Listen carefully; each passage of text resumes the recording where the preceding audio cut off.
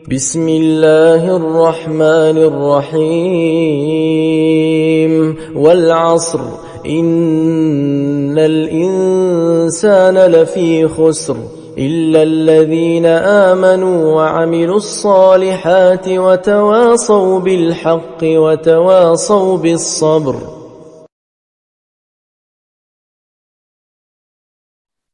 یا ایھا الذین آمنوا لا ترفعوا اصواتکم فوق صوت النبی، اے لوگو جو ایمان لائے ہو، لا ترفعوا اصواتکم، تم نہ بلند کرو، اصواتکم اپنی آوازوں کو، فوق صوت النبی نبی کی آواز کے اوپر، ولا تجہروا لہ اور تم نہ زور سے بات کرو اس سے، اور نہ تم زور سے بات کرو اس سے، کجہر بعضکم لبعض جیسا کہ تم زور سے بولتے ہو تمہارے آپس میں، ان تحبط اعمالکم کہ کہیں رائیگاں نہ ہو جائیں، ان تحبط اعمالکم کہ کہیں رائیگاں نہ ہو جائیں، ضائع نہ ہو جائیں، اعمالکم تمہارے اعمال، وانتم لا تشعرون اس حال میں کہ تم شعور نہ رکھتے ہو۔ ترا الفاظ دیکھتے ہیں، لا ترفعوا یعنی تم بلند نہ کرو، رفع یرفع رفعا بلند کرنا، اصواتکم صوت کی جمع اصوات ہے آوازیں، فوق اوپر، صوت النبی یعنی نبی کی آواز کے اوپر، صوت کا مطلب آواز، النبی تو معروف، ولا تجہروا جہر یجہر جہرا زور سے بات کرنا، بآواز بلند بات کرنا، اسی سے جہری نماز ہے یعنی جس میں قرات جہری ہوتی ہے، لا ولا تجہروا لہ بالقول، قول کا مطلب بات، قول، کجہر بعضکم لبعض ان تحبط اعمالکم، حبط یحبط کا مطلب ضائع ہو جانا، رائیگاں ہو جانا، بیکار ہو جانا، اعمالکم عمل کی جمع اعمال، وانتم لا تشعرون یعنی اس حال میں کہ تم شعور نہ رکھتے ہو، شعر یشعر شعورا سمجھنا، شعور رکھنا۔ تو اللہ تعالیٰ نے پھر یہاں پر اہل ایمان کو خطاب کیا اور نبی صلی اللہ علیہ وسلم کے متعلق اہل ایمان کو آداب سکھلائے، نبی صلی اللہ علیہ وسلم کے ساتھ کیسا معاملہ ہونا چاہیے، اہل ایمان جو سچے مومن ہوتے ہیں نبی صلی اللہ علیہ وسلم کے ساتھ ان کا کیسا تعظیم اور اکرام کرنا ہے، اللہ تعالیٰ نے اس کی تعلیم دیتے ہوئے کہا، یا ایھا الذین آمنوا اے لوگو جو ایمان لائے ہو، لا ترفعوا اصواتکم فوق صوت النبی تم بلند نہ کرو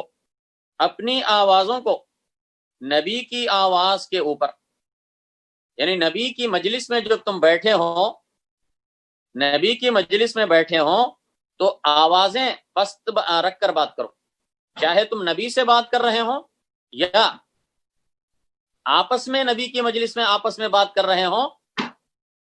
تو تم نبی کی آواز سے اونچی آواز میں بات مت کرو، یہ ادب کا تقاضا ہے نبی کے ساتھ، ولا تجہروا لہ بالقول اور تم زور سے بات نہ کرو اس کے ساتھ، کجہر بعضکم لبعض جس طریقے سے تم میں سے بعض کے ساتھ زور سے بولتے ہیں، تو اسی خاص طور سے جب تم نبی سے مخاطب ہو، جب تم نبی سے بات کر رہے ہو تو پھر ایسی صورت میں تو خاص طور سے اپنی آواز کو پست رکھا کرو، اس طرح بات نہ کرو جس طرح تم آپس میں ایک دوسرے سے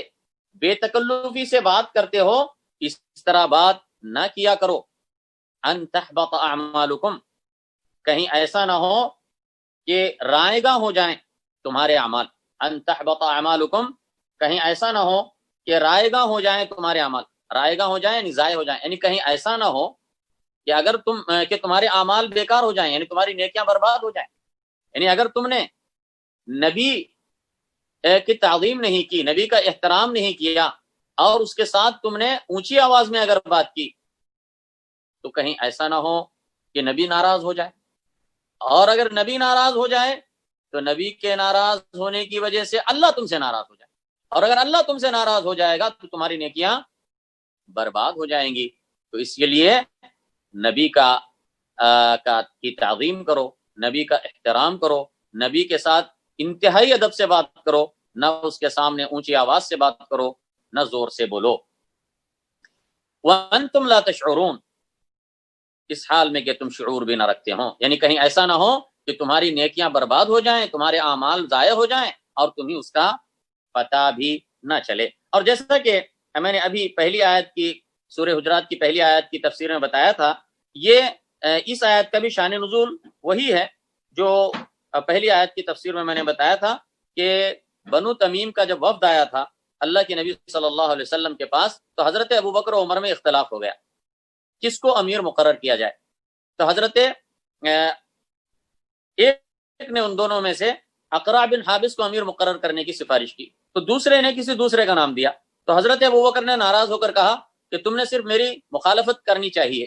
کرنے کے لیے ایسا کیا ہے. تو حضرت عمر نے جواب دیا کہ نہیں، میرا مقصد تمہاری مخالفت نہیں ہے. اور ان کی تھوڑی سی آوازیں بلند ہو گئیں. بشر تھے، ان کا اونچے درجے والے تھے، ان کی جلالت شان بہت اونچی ہے، لیکن بشر ہونے کے ناطے کبھی کبھی چھوٹی موٹی چیزیں ہو جاتی ہیں. لیکن وہ ایک دوسرے سے بہت پیار کرتے تھے، ایک دوسرے سے ان کے احترام کرتے تھے اور ایک دوسرے کو آگے رکھتے تھے. یہ ساری باتیں الگ ہیں، خیر یہاں پر اس کی میں تفصیل میں نہیں جاؤں گا. تو بہرحال تو اس پر اللہ تعالیٰ نے یہ آیت اتاری کہ یا ایھا الذین آمنوا لا ترفعوا اصواتکم، اے لوگوں ایمان لائے ہو، تم اپنی آوازوں کو بلند نہ کرو نبی کی آواز کے اوپر، اور اس کے ساتھ اس طرح بلند آواز سے بات نہ کرو جس طرح تم آپس میں ایک دوسرے کے ساتھ بات کرتے ہو. اور جیسا کہ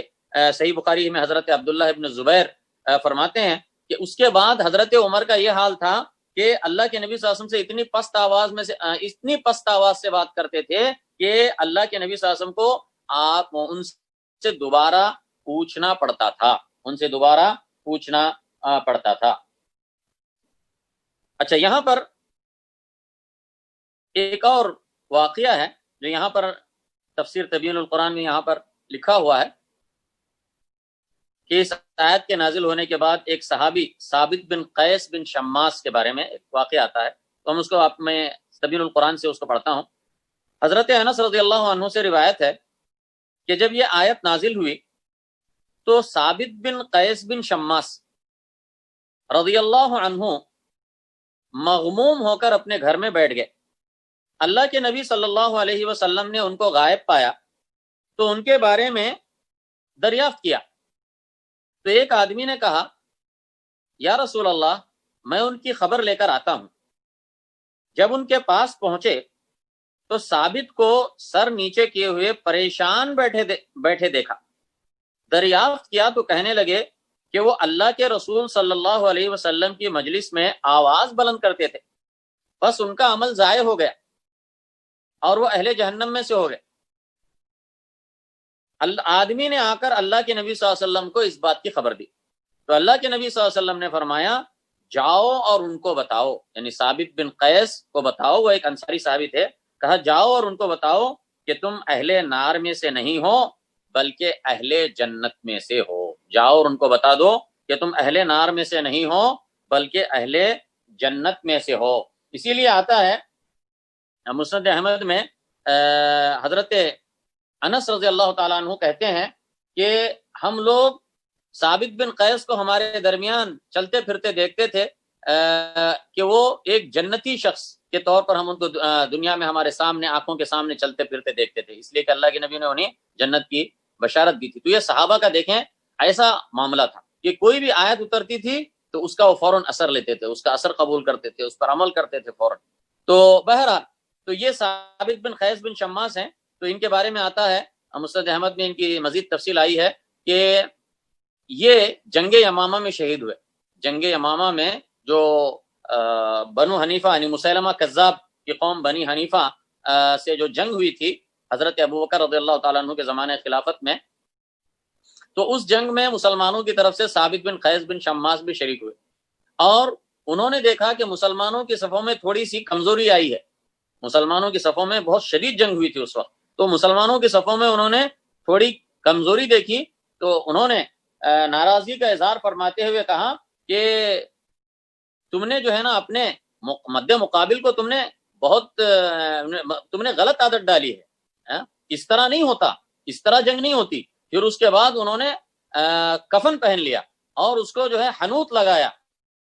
جیسے کافور وغیرہ جو خوشبو لگاتے ہیں کفن کے اندر، وہ خوشبو لگا رہی اور کفن پہن لیا اور صفوں کے اندر چیرتے ہوئے جو ہے نا دشمن کے صفوں میں داخل ہو گئے، یہاں تک کہ شہید ہو گئے۔ یہ ہیں ثابت بن قیس بن شماس رضی اللہ تعالی عنہ۔